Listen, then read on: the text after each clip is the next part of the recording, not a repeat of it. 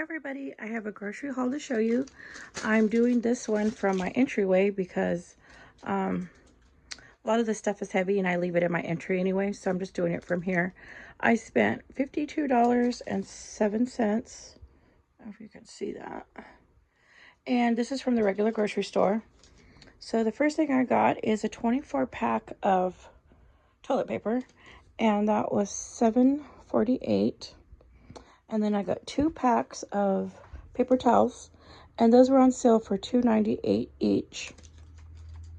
And these are going to last me a long time. I only use 1 roll a month because I always ask for extra napkins when I go to the fast food places. So I usually get a lot of napkins. So I tend to only go through 1 roll a month. So like these 2 packs here will last me a year. So these were $2.98 each, so I thought that was a great deal. And then I got some Splenda because I was completely out. It's 100 packets, and that was $5.48.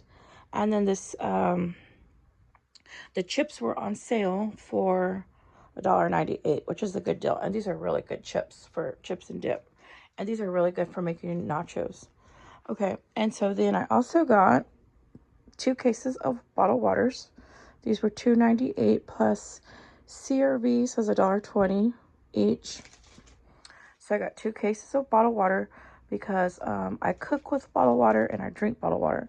So I go through about 2 to 3 cases a week of water.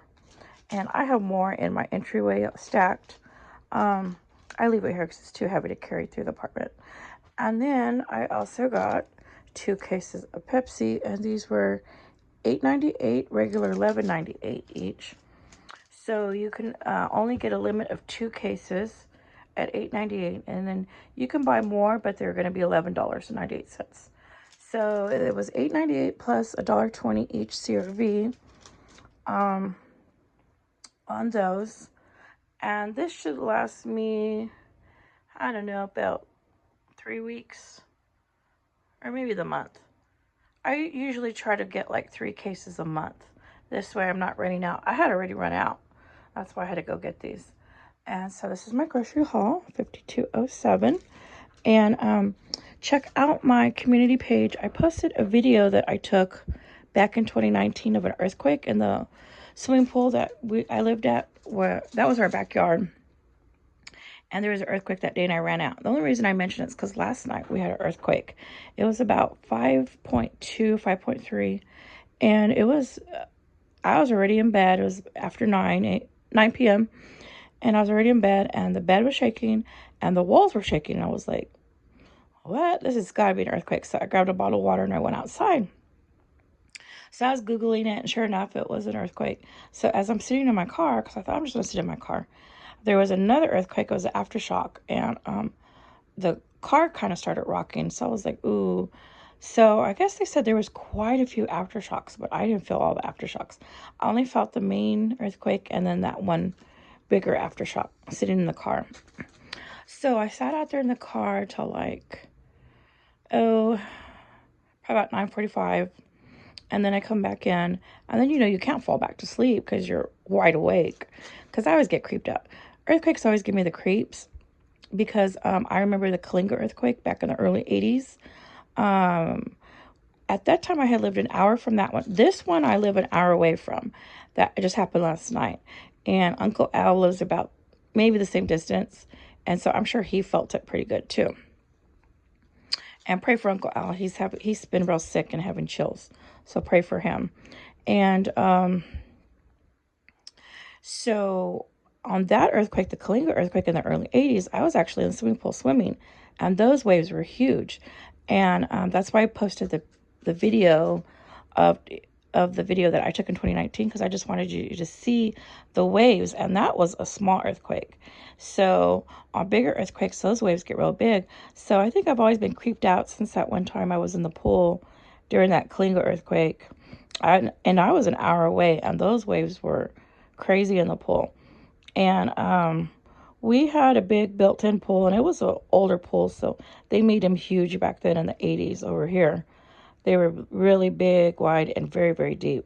So I remember a lot of people at that time of that earthquake were in the swimming pool because it was so hot.